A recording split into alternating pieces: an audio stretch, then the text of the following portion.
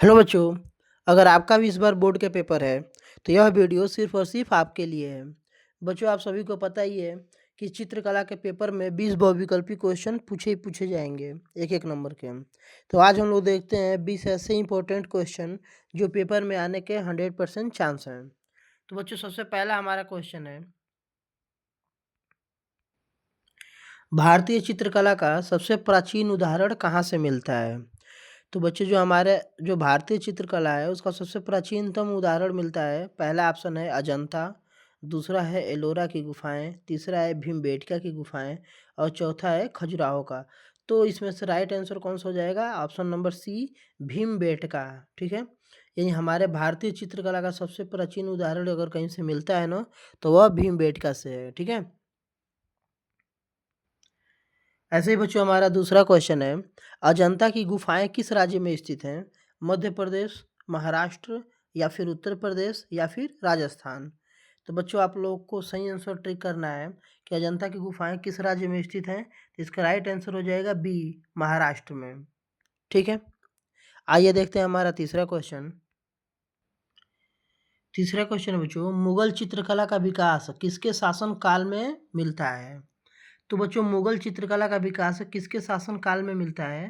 तो पहला ऑप्शन है अकबर, दूसरा है अशोक, तीसरा है हर्षवर्धन और चौथा है चंद्रगुप्त। तो बच्चों इसका राइट आंसर ए हो जाएगा अकबर। यानी जो सबसे ज़्यादा चित्रकला का विकास मिलता है वो अकबर के शासन काल में मिलता है बच्चों। ठीक है, तो ऑप्शन नंबर ए सही हो जाएगा। आइए देखते हैं हमारा चौथा क्वेश्चन। अगला क्वेश्चन है बच्चों, मोनालिसा चित्र के चित्रकार कौन थे? पाब्लो पिकासो, लियन लियोनार्डो दा विंची, रेम्ब्रांट या फिर वैन गॉग? तो इसका राइट आंसर हो जाएगा बच्चों बी, लियोनार्डो दा विंची। ठीक है, मोनालिसा चित्र के चित्रकार थे। देख लेना बच्चों, ये थोड़ा इंपॉर्टेंट क्वेश्चन है, पेपर में आ जाएगा। आइए देखते हैं हमारा पांचवा क्वेश्चन।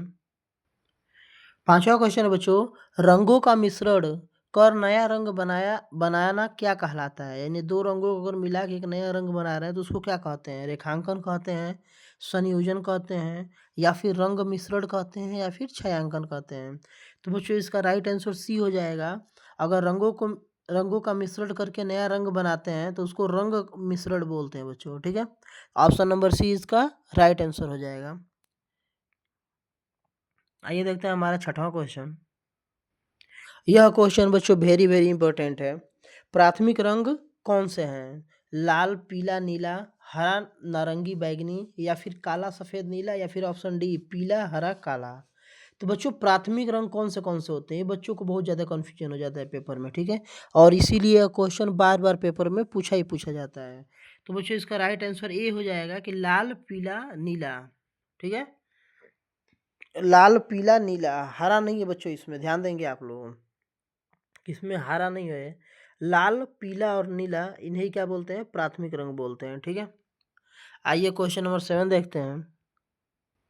अगला क्वेश्चन है बच्चों हमारा 7 नंबर का, वास्प तकनीक का संबंध किससे है? मूर्तिकला से है, जल रंग चित्रकला से है, वास्तुकला से है या फिर नृत्य से है? तो बच्चों ये भी इम्पोर्टेंट क्वेश्चन है कि वास्तु जो जो वास्तु तकनीक है ना, उसका जो संबंध है वो जल रंग चित्रकला से है। ठीक है बच्चों, तो आप लोग बहुत ही ध्यान से देख के जाएंगे इसको। वेरी वेरी इंपॉर्टेंट क्वेश्चन है यह। इसका ऑप्शन नंबर बी सही हो जाएगा, जल रंग चित्रकला। ठीक है, आइए देखते हैं हमारा आठवां क्वेश्चन।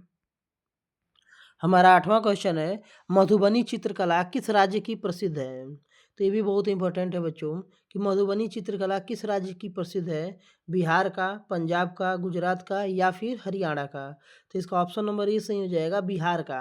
जो मधुबनी चित्रकला है ना, यह बिहार राज्य में होता है बच्चों। ठीक है, तो इसको आप लोग बहुत ही ध्यान से देख लेंगे एक बार। आइए देखते हैं हमारा 9वां क्वेश्चन। हमारा अगला क्वेश्चन है, तंजौर चित्रकला किस राज्य से संबंधित है? ये भी बहुत इंपॉर्टेंट है बच्चों, इसको भी ध्यान से देखेंगे। तंजौर चित्रकला किस राज्य से संबंधित है? केरल से, तमिलनाडु से या फिर आंध्र प्रदेश से या फिर कर्नाटका से? तो बच्चों तंजौर चित्रकला है ना, यह तमिलनाडु का है। ठीक ना, यह तमिलनाडु राज्य का है। वहाँ पे जो चित्रकला होती है उसे तंजौर चित्रकला बोलते हैं। ठीक है, तो आप लोग देख के जाएंगे इसे भी। आइए देखते हैं हमारा 10वां क्वेश्चन। अगला क्वेश्चन है बच्चों, कांगड़ा शैली किस चित्रकला से संबंधित है? राजस्थानी, पहाड़ी, मुगल या फिर बंगाल? बच्चों जो कांगड़ा शैली होती है यह पहाड़ी शैली होती है, ठीक है? यानी जो पहाड़ों बनाया जाता है ना उसे कांगड़ा शैली बोलते हैं उधर की चित्रकला को, ठीक है? तो ऑप्शन नंबर बी इसका क्या हो जाएगा? राइट आंसर हो जाएगा। और आप लोग बहुत ही ध्यान से देख के जाएंगे, एक एक क्वेश्चन सिलेक्टेड क्वेश्चन है और पेपर में आने के 100% चांस है, ठीक है? तो आप लोग बहुत ही ध्यान से पढ़ के जाइएगा बच्चों। आइए देखते हैं हमारा 11 नंबर का क्वेश्चन। चित्रकला में प्रकाश और छाया के प्रभाव को क्या कहते हैं? यानी अगर कहीं प्रकाश है, लाइट है और शैडो यानी छाया बन रही है तो उसके प्रभाव को क्या कहेंगे? परिप्रे परिप्रेक्ष्य बोलेंगे, संतुलन बोलेंगे, छायांकन बोलेंगे या फिर अनुपात बोलेंगे? तो बच्चों इसका राइट आंसर सी हो जाएगा। इसको हम लोग छायांकन बोलेंगे, ठीक है? यानी कहीं भी अगर कोई चित्रकला है और वहाँ पे प्रकाश और छाया दिख रहा है यानी बनाया गया है वहाँ पे, तो उसके प्रभाव को क्या बोलेंगे? छायांकन बोलेंगे, ठीक है? आइए देखते हैं अगला क्वेश्चन। हमारा अगला क्वेश्चन है 12 नंबर का। बंगाल स्कूल के प्रमुख कलाकार कौन थे? राजा रवि वर्मा या फिर अवनींद्र नाथ टैगोर या फिर अमृता शेरगिल या फिर नंदलाल बोस? तो बच्चों बंगाल स्कूल के प्रमुख कलाकार जो थे वो ऑप्शन नंबर बी थे, अवनींद्र नाथ टैगोर, ठीक है? अवनींद्र नाथ टैगोर जी बंगाल स्कूल के प्रमुख कलाकार थे बच्चों। ऑप्शन नंबर बी इसका राइट आंसर हो जाएगा। आइए देखते हैं 13 नंबर का क्वेश्चन। हमारा अगला क्वेश्चन है, राजा रवि वर्मा किस काल के प्रसिद्ध थे? यानी जो राजा रवि वर्मा थे ना वो किस कला के लिए प्रसिद्ध थे, यानी कौन सा कला उनको आता था? तो राजा रवि वर्मा आधुनिक कला जानते थे या फिर पौराणिक चित्रण करते थे या फिर मूर्ति कला करते थे या फिर वास्तुकला? तो बच्चों जो राजा रवि वर्मा थे वह पौराणिक चित्रण करते थे, ठीक है? तो ऑप्शन नंबर बी इसका राइट आंसर हो जाएगा, ठीक है? आइए बढ़ते हैं अपने अगले क्वेश्चन की तरफ। हमारा 14 नंबर का क्वेश्चन है, रेखा, रंग, आकार आदि क्या कहलाते हैं? कला के तत्व हैं, कला के सिद्धांत हैं, शैली है या फिर माध्यम है? तो बच्चों जो रेखा, रंग और आकार होता है ना ये कला के तत्व होते हैं, ठीक है? एलिमेंट होते हैं आर्ट के, ठीक है? ऑप्शन नंबर ए सही हो जाएगा। अब देखो दो विकल्प ऐसे आ जाते हैं ना तो आप लोग कंफ्यूज हो जाते हो कि कला का तत्व होगा या फिर कला का सिद्धांत होगा, तो आप लोग ना जल्दी जल्दी में बी को मार के चले आओगे, ठीक? आप लोग बहुत ही ध्यान से कभी भी बहुविकल्पी प्रश्नों को करना है, ठीक है? क्योंकि अगर गलत गोला भर दिए बच्चों तो फिर सही गोला भरने के लिए दोबारा काट नहीं सकते हैं। तो रेखा, रंग, आकार आदि क्या कहलाते हैं? ये कला के तत्व होते हैं, ठीक है? ये भी क्वेश्चन इंपॉर्टेंट है, आप लोग देख लेंगे। आइए बढ़ते हैं हमारे अगले क्वेश्चन की तरफ। 15 नंबर का हमारा क्वेश्चन है। हमारा अगला क्वेश्चन है, परिप्रेक्ष्य का संबंध किससे है? यानी परिप्रेक्ष्य का संबंध किससे है? दूरी और गहराई दिखाने से है या फिर रंग भरने से है या फिर रेखा खींचने से है या फिर कागज के आकार से है?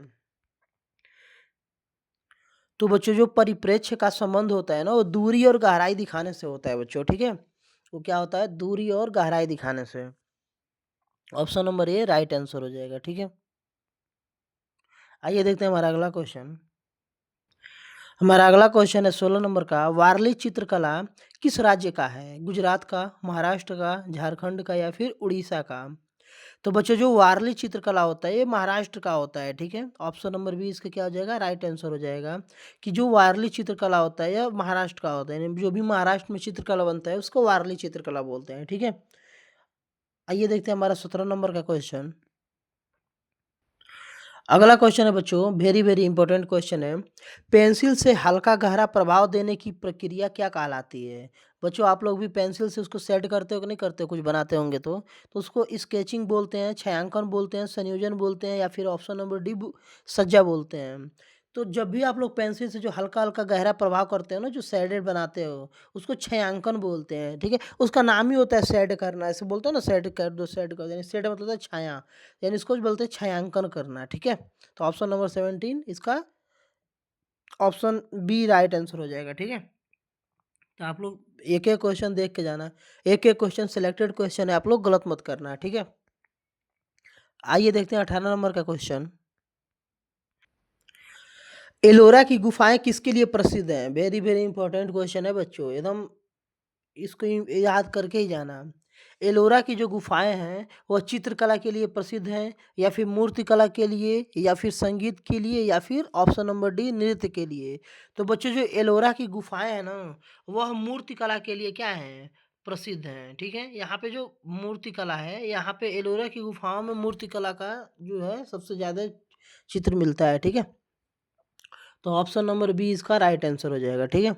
आइए देखते हैं हमारा 19 नंबर का क्वेश्चन। अगला क्वेश्चन है आकार कितने प्रकार का होता है? Very important question. बच्चों आकार कितने प्रकार का होता है? 1, 2, 3 या 4? तो बच्चों आकार 2 प्रकार का होता है, ठीक है? आकार कितने प्रकार का होता है? 2 प्रकार का होता है, ज्यामितीय और प्राकृतिक, ठीक है? ऑप्शन नंबर बी इसका राइट आंसर हो जाएगा कि आकार 2 प्रकार का होता है, एक ज्यामितीय आकार और एक प्राकृतिक आकार, ठीक है? आइए देखते हैं हमारा अगला क्वेश्चन और लास्ट क्वेश्चन। हमारा अगला क्वेश्चन है चित्र में संतुलन का अर्थ है। यह भी वेरी वेरी इंपॉर्टेंट क्वेश्चन है बच्चों कि चित्र में संतुलन का अर्थ होता है ऑप्शन ए रंगों की अधिकता, ऑप्शन बी वस्तुओं का उचित विवरण, ऑप्शन सी केवल रेखाएं या फिर ऑप्शन डी केवल छाया। तो बच्चों जो चित्र में संतुलन होता है ना, यानी चित्र में संतुलन का अर्थ होता है वस्तुओं का उचित वितरण, ठीक है? वस्तुओं का उचित वितरण, ठीक है? ऑप्शन नंबर बी हमारा क्या हो जाएगा? राइट आंसर हो जाएगा। तो बच्चों जितने भी मैंने 20 क्वेश्चन कराए हैं very most important MCQ questions थे, तो आप लोग परीक्षा से पहले इसको ज़रूर देख लें। बाकी आप लोग तैयारी करते रहिए पेपर के लिए best of luck. Thank you so much.